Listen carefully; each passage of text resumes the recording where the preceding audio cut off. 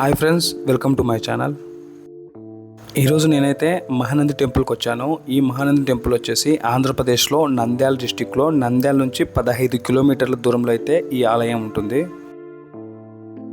మన రాష్ట్రంలో అన్ని ప్రదేశాల నుంచి నంద్యాలకైతే బస్సెస్ ఉన్నాయి. మీ హోమ్ టౌన్ నుంచి నంద్యాలకైతే ప్లాన్ చేసుకోండి. మరియు నంద్యాలలో రైల్వే స్టేషన్ కూడా ఉంది.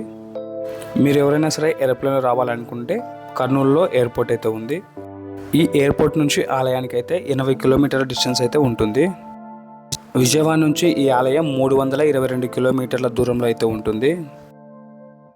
హైదరాబాద్ నుంచి 322 కిలోమీటర్ల దూరంలో అయితే ఉంటుంది.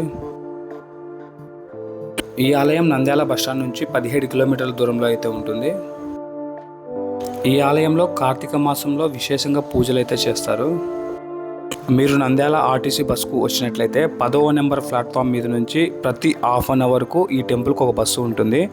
మార్నింగ్ 5 నుంచి సాయంత్రం వరకు ప్రతి హాఫ్ అన్ అవర్కు ఒక బస్సు ఉంటుంది. ఒకవేళ బస్సులు మీకు వద్దనుకున్న ఫ్యామిలీతో కానీ ఫ్రెండ్స్తో కానీ వచ్చినా బయట అయితే ఆటోలు అయితే ఉంటాయి. ఒకవేళ ఆటోలు ఎగ్జాక్ట్లీ లొకేషన్ వచ్చేసి శ్రీనివాస్ సెంటర్ నుంచి ఈ టెంపుల్కి అయితే హెవీ ఆటోస్ ఉంటాయి. 30 రూపాయలు ఛార్జ్ చేస్తారు ఈచ్ పర్సన్కి.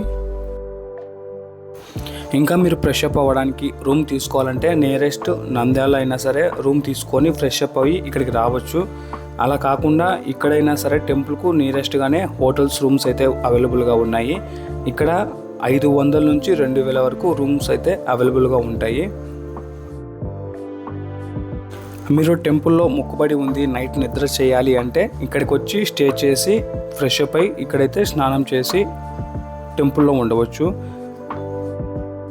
అలా కాకుండా మనకి దర్శనం ఇంపార్టెంట్ అనుకునేవాళ్ళు ఇక్కడ రూమ్స్ అవాయిడ్ చేసి నంద్యాల టౌన్లో అయితే రూమ్ తీసుకుంటే కొంచెం మంచిది. ఎందుకంటే ఇక్కడ ఉన్నది అటవీ ప్రాంతంలో మన నైట్ చూడడానికి ఏమీ ఉండదు. అందుకనేసి టౌన్లో నంద్యాల అయితే స్టే చేయొచ్చు.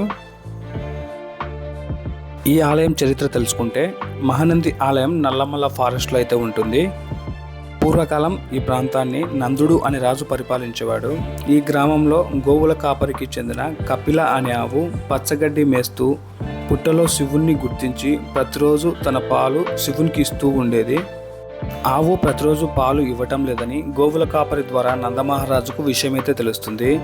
ఆవు ప్రతిరోజు పుట్టలో పాలు జారవిడుస్తుందని గోవుల కాపరి నందమహారాజుకు చెప్తాడు.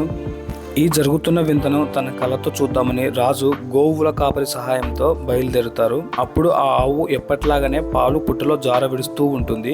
ఇది గమనించిన గోవుల కాపరి గట్టిగా అరవగా ఆవు భయపడి పుట్టను తొక్కుతుంది. ఆ రోజు రాత్రి మహాశివుడు నందుడి కలలో కనిపించి ఆ పుట్టలో ఉన్నది తనేనని తనకు అక్కడ ఆలయం నిర్మించమని కోరతాడు. భయపడి పుట్టను ఆవు తొక్కుతుంది కదా, అలా స్వామివారు తొక్కటం వల్ల ఇలా లోపలికి వెళ్ళిపోతారు అన్నమాట. లింగం ఇలా తొక్కబడి ఉంటుంది. మీరు వెళ్ళినప్పుడు అబ్జర్వేషన్ చేయండి. ఎర్లీ మార్నింగ్ మీరు వెళ్తే స్పర్శ దర్శనం అని ఉంటుంది. ఈ స్పర్శ దర్శనానికి వెళ్తే ఇప్పటికీ ఆవు తొక్కిన గుర్తులైతే స్వామివారి మీద కనపడతాయి. ఈ ఆలయంలో మొత్తం 3 కోనేరులు ఉంటాయి.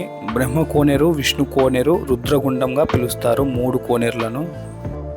అంతరాలయంలో ఉన్నటువంటి కోనేరు వచ్చేసి రుద్రగుండం మరియు బయట ఉన్నవి బ్రహ్మ విష్ణు కోనేరులు.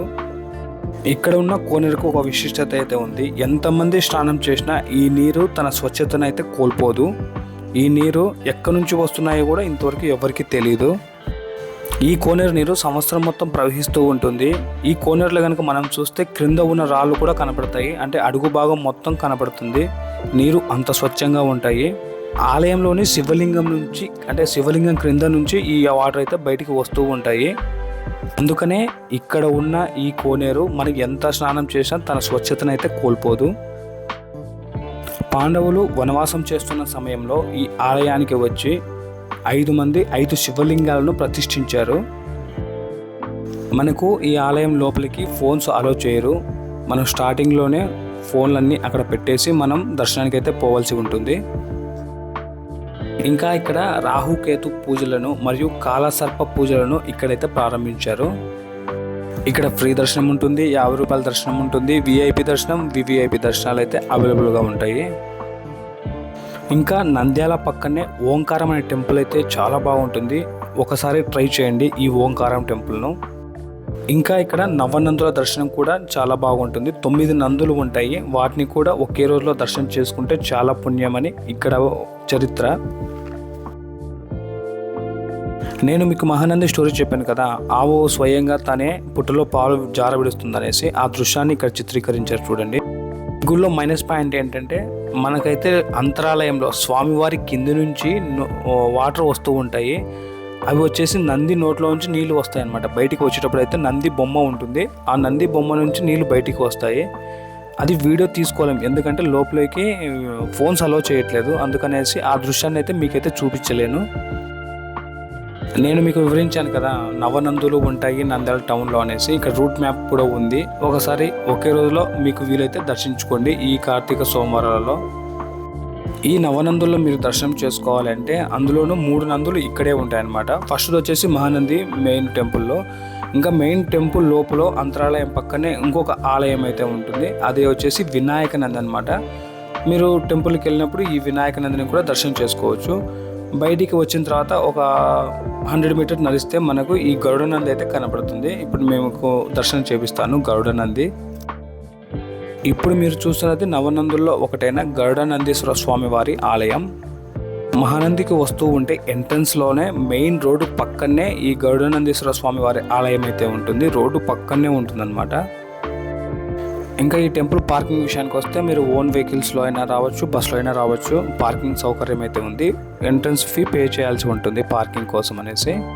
మీరు ఈ మహానంది వస్తూ ఉంటే మహానందికి మనం ఎంటర్ అవ్వగానే ఈ పెద్ద నంది అయితే కనపడుతుంది. ఈ నంది వచ్చేసి చాలా పెద్దగా ఉంటుంది. ఈ నందిని చూడాలి అంటే మనము 10 రూపాయలు అయితే ఎంట్రన్స్ ఫీ పే చేయాల్సి ఉంటుంది. రోడ్లో నుంచే ఈ నంది అనేది చాలా బాగా కనపడుతుంది. మీరు దగ్గరికి వచ్చి అబ్జర్వేషన్ చేయాలి మొత్తం అంటే 10 రూపాయలు పే చేయండి.